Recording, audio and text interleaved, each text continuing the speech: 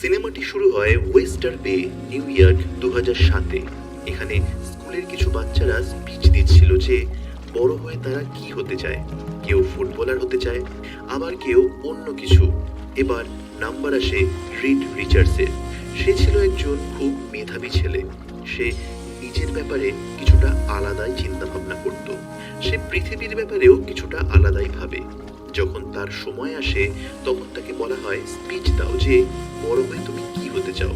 তখন সে বলে ভবিষ্যতে সে এমন একটা মেশিন বানাতে চায় যেটার মাধ্যমে টেলিপোর্ট করা যাবে, মানে সব লোকেদের এদিক থেকে ওদিকে নিয়ে যাওয়া যেতে পারে উইদিন আ ফ্র্যাকশন অফ সেকেন্ডে। সে এরকম একটা মেশিন বানিয়েও ফেলে যেটা তাদের বাড়ির গ্যারেজে আছে। সে তার নাম রাখে বায়োমেটার শ্যাটল।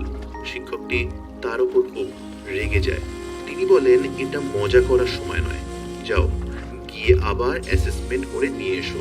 তাদের ক্লাসে আর একটা বাচ্চা ছিল যার নাম ছিল বেন গ্রিম, যে অনেক বেশি আসক্ত হয়ে যায় রিডের এই আইডিয়া আর ইনোভেশনে। তখন আমরা দেখি যে বেন গ্রিম বলে বাচ্চাটি ছিল, সে এক যুদ্ধের আইডিয়ার জন্য একটি আবর্জনা স্তূপে যায় এবং রাতের বেলা রিচার্ড কিছু চুরি করতে সেখানে যায় আর বেন তাকে সেখানে ধরে ফেলে। বেন তাকে জিজ্ঞাসা করে তুমি এখানে কি করছো? তখন রিড বলে আমার যে টেলিপোর্টের মেশিনটা আছে তার জন্য আমার পাওয়ার কনভার্টারের প্রয়োজন আছে। তুমি যদি আমায় সাহায্য করো তাহলে আমরা সফলতার সঙ্গে মেশিনটি তৈরি করতে পারবো। বেন তাকে সাহায্য করে। তারা পাওয়ার কনভার্টার মেশিনটাকে নিয়ে যায় আর সেখানে টেলিপোর্টেশন মেশিনটা শুরু করে। তারা একটা খেলনা গাড়িকে মডেলের ওপরে রাখে আর তাকে টেলিপোর্ট করে এদিক থেকে ওদিকে নিয়ে যায়। কিন্তু যখন তারা আবার ওই গাড়িটাকে ফেরানোর চেষ্টা করে তখন সেখানে শুধুমাত্র মাটি আর কিছু পাথরের টুকরো ফিরে আসে। তাই তাদের মনে হয় যে হয়তো গাড়িটা যেখানে গেছে সেই জায়গাটার মাটি আর পাথর এখানে আমরা পেয়েছি। এরপরেই সেই টেলিপোর্টের মেশিন এতটাই শক্তিশালী ছিল যে তাদের সেই একটা এক্সপেরিমেন্টে গোটা শহরের বিদ্যুৎ চলে যায়। তাহলে আপনারা বুঝতে পারছেন কতটা পাওয়ারফুল মেশিন বানিয়েছিল রিড রিচার্ড। গল্পটি এবার 7 বছর পর দেখানো হয়, মানে 2014 সাল। রিড আর বেন দুজনে ছোট থেকেই পার্টনার হয়ে গিয়েছিল। তাদের মডেলকে তারা এদিক ওদিক নিয়ে যেত। এবার তারা এসেছে একটা সায়েন্স ফেয়ারে। সায়েন্স ফেয়ারে যখন তারা তাদের মডেলটিকে একটি এয়ারপ্লেনের মাধ্যমে ব্যবহার করে দেখায় তখন জাজেদের সেই মডেলটা পছন্দ হয় না। তারা বলেন তোমরা যুক্তিহীন একটা ম্যাজিক পদ্ধতি দেখিয়েছো, কেউ বিশ্বাসই করে না যে তারা টেলিপোর্ট করেছে। এই জন্য রেগে গিয়ে তিনি তাদের দুজনকে বাদ দিয়ে দেয়। রিড আর বেন খুব হতাশ হয়ে যায়। তখনই তাদের মডেলের ওপর নজর পড়ে ডক্টর ফ্র্যাঙ্কলিন স্টম আর তার মেয়ের সুজানের। তারা দুজনে সেখানে যায় আর বলে আমরা তোমাদের প্রজেক্টকে খুব আকর্ষিত হয়েছি আর আমাদের তোমাদের এই প্রজেক্টটি খুব ভালো লেগেছে। তারা বেন আর রিডকে এটাও বলে যে মডেলে তোমরা কাজ করছো সেই মডেলের উপরে আমিও কাজ করছি। তোমরা যে এরোপ্লেন পাঠিয়েছো সেটা এমন না যে তোমরা সাহারা মরুভূমিতে পাঠিয়েছো বা পৃথিবীর অন্য কোনো মরুভূমিতে পাঠিয়েছো। যেটা তোমরা টেলিপোর্ট করেছো সেটা গেছে একটা আলাদা ডাইমেনশনে, এছাড়া হয়তো বা অন্য কোনো গ্রহে। এরপর সেটা আবার ফিরে আসে। এই কথা শুনে বেন আর রিড চমকে যায়। প্রফেসর ফ্র্যাঙ্কলিন স্টম তাদেরকে বলে যে তিনি ব্যাকস্ট্রিট ফাউন্ডেশন থেকে এসেছে। তিনি তাদেরকে স্কলারশিপ দেবেন তাদের এই প্রজেক্টটা সম্পূর্ণ করার জন্য। তিনি একটা রিসার্চ ইনস্টিটিউট চালান যেখানে বেশিরভাগ ইয়াং স্টুডেন্ট আসে তাদের আইডিয়াস নিয়ে। এরপর রিড আর বেন পৌঁছে যায় ব্যাকস্ট্রিট ফাউন্ডেশনে। আস্তে আস্তে রিড আর সুজানের মধ্যে একটা ঘনিষ্ঠতা শুরু হয়। তাদের দুজনের প্রতি অল্প বিস্তর ফিলিং আসতে শুরু করে। ফ্র্যাঙ্কলিন তার গোটা বোর্ড মেম্বারদের সঙ্গে কথা বলে যে তিনি ভিক্টর ওয়ামটুকেও আনতে চায়, যে কিনা একটা সময় তার ছাত্র ছিল। সে এমন কিছু ব্যবহার করেছিল যার কারণে তাকে জেলে যেতে হয়েছিল, কিন্তু সে অনেক বেশি প্রতিভাবান ছিল। বোর্ডের সব মেম্বাররা প্রথমে না করলেও ভিক্টরের প্রতিভা জানার পর তারা হ্যাঁ করে দেয় এবং তারা বলে যে হ্যাঁ তুমি ভিক্টরকে নিয়ে আসতে পারো আমাদের এই প্রজেক্টে। ফ্র্যাঙ্কলিন ভিক্টর ওয়াম ডুমের বাড়ি যায় আর বলে, আমি চাই তুমি আমাদের প্রজেক্টে জয়েন করো। কিন্তু ভিক্টর না করে দেয় আর বলে যে সে এই প্রজেক্টে জয়েন করবে না। সে বলে, আমি প্রজেক্ট জয়েন করতে চাই না, আমি নিজের মতো কাজ করতে চাই, যেটা বোর্ড মেম্বাররা অ্যালাউ করে না। ফ্র্যাঙ্কলিন কনফার্ম করে দেয় যে বোর্ড মেম্বাররা তাকে বিরক্ত করবে না। তার উপরে ভিক্টর যখন জানতে পারে সুজানও এই প্রজেক্টের সঙ্গে যুক্ত, তখন সে প্রজেক্টের জন্য হ্যাঁ করে দেয়। ফ্র্যাঙ্কলিন সুজানকে, ভিক্টরকে আর রিডকে একে অপরের সাথে পরিচয় করিয়ে দেয়। সুজান বলে, এই প্রথম for the very first time তাদের কাছে একটা গুরুত্বপূর্ণ খবরাখবর আছে। খবরাখবরটা ছিল যে সেই টেলিপোর্টেশন ডিভাইসের মাধ্যমে তারা একটা ড্রোন পাঠিয়েছিল। ড্রোনটা তো ফেরত আসেনি, কিন্তু সেটা অন্য একটা গ্রহে গিয়ে সেখানকার কিছু ছবি ও ভিডিও পাঠিয়েছে। তখন ফ্র্যাঙ্কলিন তাদের তিনজনকে বলে, আমি চাই তোমরা তিনজন এই প্রজেক্টের উপর কাজ করা শুরু করো। এরপর আমরা কথা বলবো ফ্র্যাঙ্কলিনের ছেলের ব্যাপারে, মানে সুজানের ভাই জনি স্টোম, যে ইল্লিগাল কার রেসিং করে। একবার সেই রেসিংয়ে তার কারের অ্যাক্সিডেন্ট হয়ে যায়, এর ফলে তার হাত ভেঙে যায়। ফ্র্যাঙ্কলিন যখন সেটা জানতে পারে যে তার ছেলে রেসিং করে বা রেসিং করার চেষ্টা করে, তখন সে খুব রেগে যায়। ফ্র্যাঙ্কলিন তখন বলে, আমি তোমার গাড়ি নিয়ে নেব আর কখনো তোমাকে ফেরত দেবো না।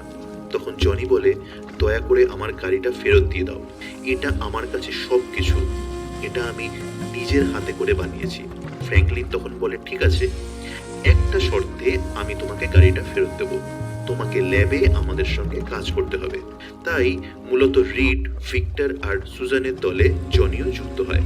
তারা সবাই একসাথে কাজ করা শুরু করে অ্যাজ এ টিম, এবং ফাইনালি তারা একটা মেশিন তৈরি করে ফেলে, যেটা রিডের মডেলের ওপর বেস করে একটা লার্জ মডেলে। স্পষ্টতই সেটা খুব দামি, আর সেটা টেলিপোর্ট করতে পারে এদিক থেকে ওদিকে। সুজান অন্যদিকে আর রিড একে অপরের সাথে কথা বলছিল, সেটা দূর থেকে ভিক্টর দেখতে পায় আর জেলাস ফিল করে। এরপর বোর্ড অফ ডিরেক্টররা আসে এবং তাদের সেটা এক্সপেরিমেন্ট করে দেখানো হয়। সেটার উপরে তারা একটা বাদর মানে মাঙ্কি ব্যবহার করে। তারা সফলতার সঙ্গে সেটা টেলিপোর্ট করে এবং ফিরিয়েও নিয়ে আসে। এতে বোর্ড অফ ডাইরেক্টররা খুব খুশি হয়। এরপর তারা বলে যে এই মিশনের জন্য আমরা নাসার লোকেদের পাঠাবো। তৎক্ষণাৎ রিড, জনি, সু, ভিক্টর নিজেরা নিজে থেকেই যেতে চাইছিল, যাতে তাদের নিজেদের নাম ডাক হয়। কিন্তু বোর্ড অফ ডিরেক্টররা ঠিক করে তারা সেখানে নাসার লোকেদের পাঠাবে। রিড, ভিক্টর আর জনির খুব খারাপ লাগে। তখন তারা ঠিক করে নাসার লোকেদের পৌঁছানোর আগেই তারা তাদের ফ্ল্যাগ সেখানে নিয়ে যাবে, মানে আমেরিকার ফ্ল্যাগ।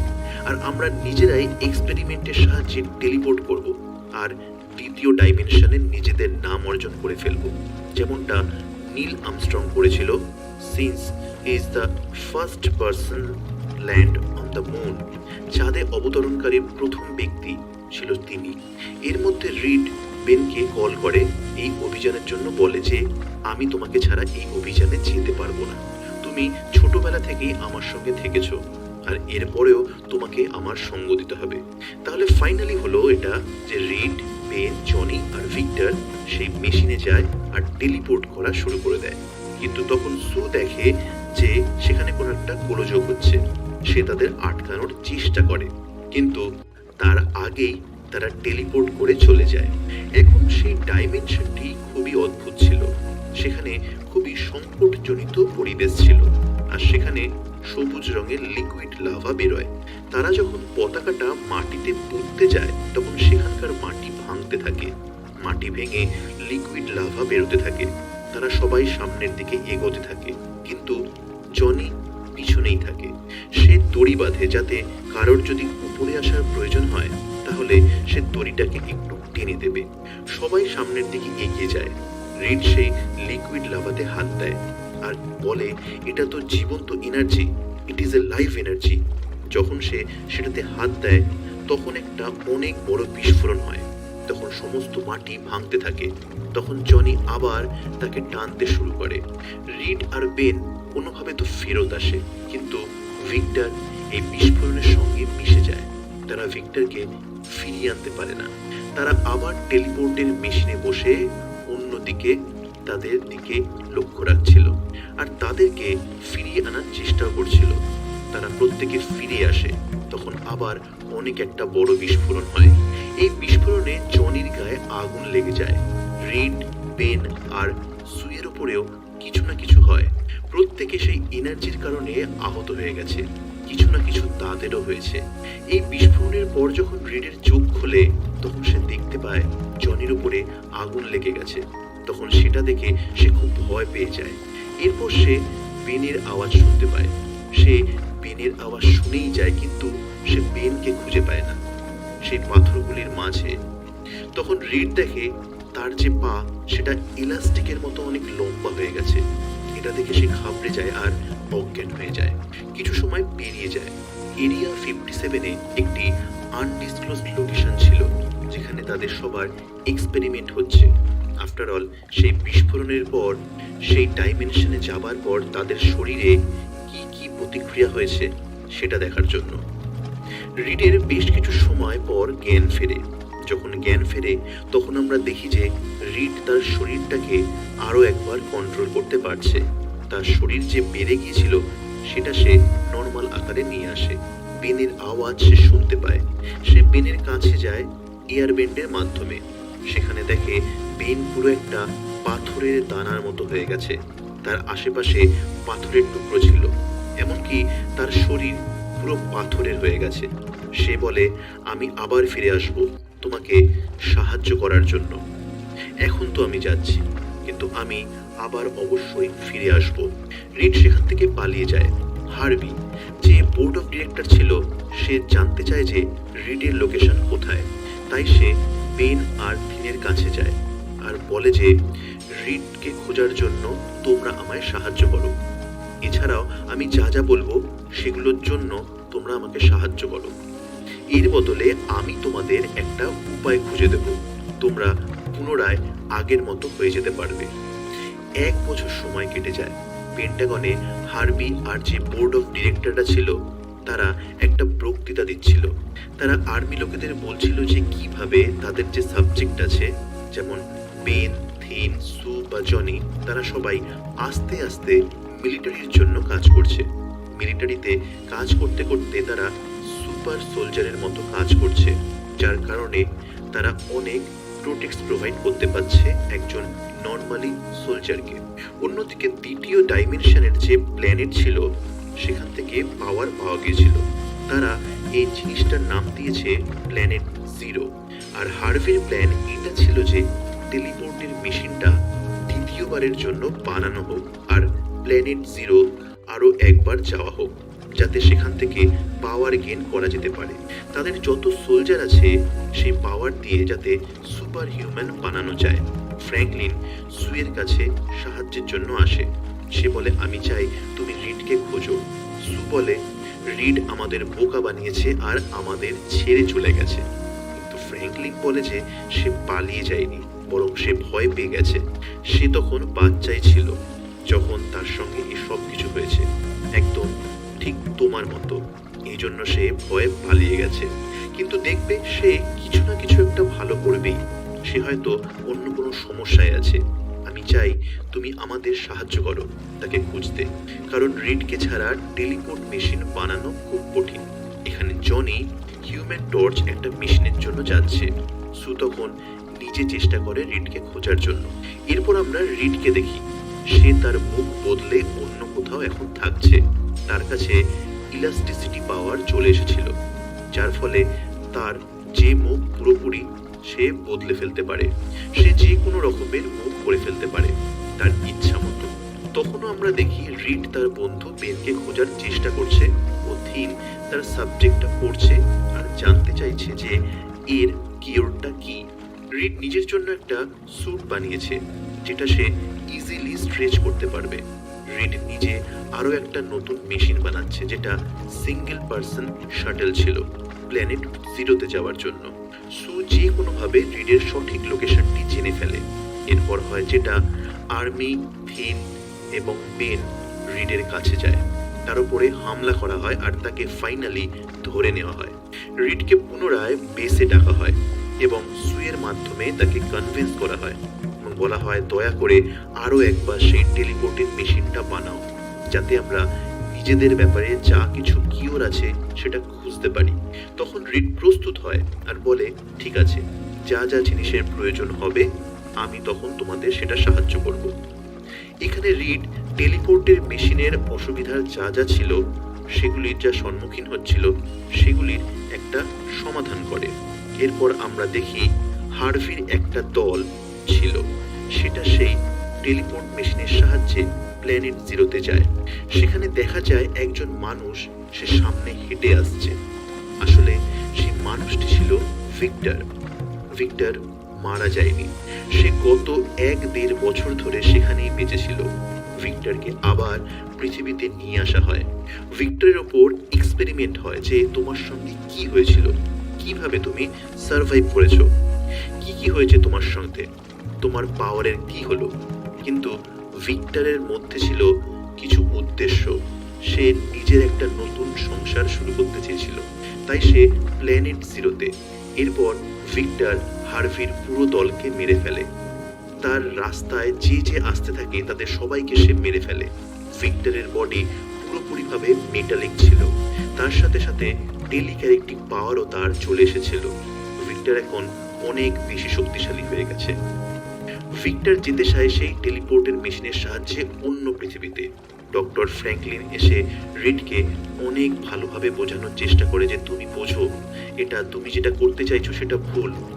আমরা একসাথে হয়ে তোমার যেটা অসুবিধা সেগুলো ফেস করব আর সলিউশন খুঁজে বের করব, আমরা তোমাকে ঠিক করব।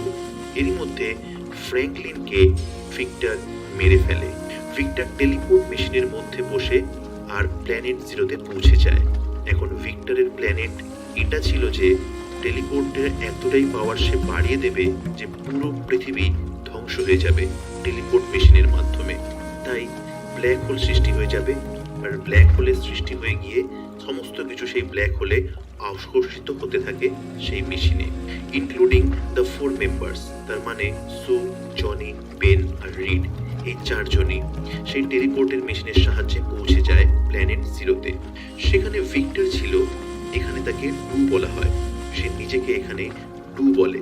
সে পুরো প্ল্যানেট জিরোটা দখল করে নেয় আর পৃথিবীটাকে ধ্বংস করতে থাকে।